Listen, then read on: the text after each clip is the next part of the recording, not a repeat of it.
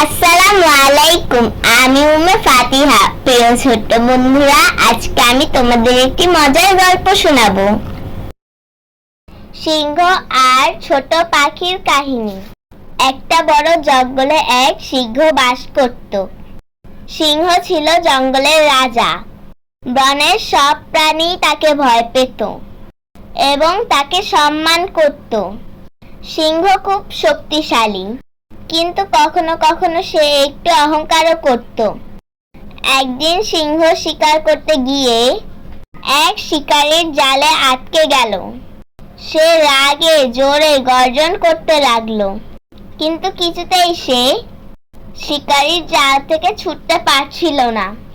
এরপর ক্লান্ত হয়ে গড়গড় গড়গড় করে বলতে লাগলো, কে কোথায় আছো? আমাকে একটু বাঁচাও, আমি খুব কষ্টে আছি।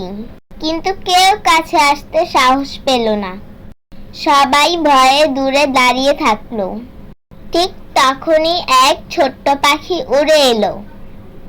সিংহের কাছে গিয়ে বলল, মহারাজ, ভয় পেও না, দেখি আমি চেষ্টা করব তোমাকে বাঁচাতে। সিংহ তার দিকে তাকিয়ে বলল, তুমি এত ছোট পাখি, তুমি আবার কিভাবে আমাকে সাহায্য করবে? তখন পাখিটি বলল, মহারাজ, আল্লাহ ছোটকে দিয়েও বড় বড় কাজ করাতে পারেন। সিংহ তখন বলল, ঠিক আছে, তাহলে চেষ্টা করে দেখো, আমার জন্য কিছু করতে পারো নাকি? পাখিটি এবার চেষ্টা করতে লাগলো।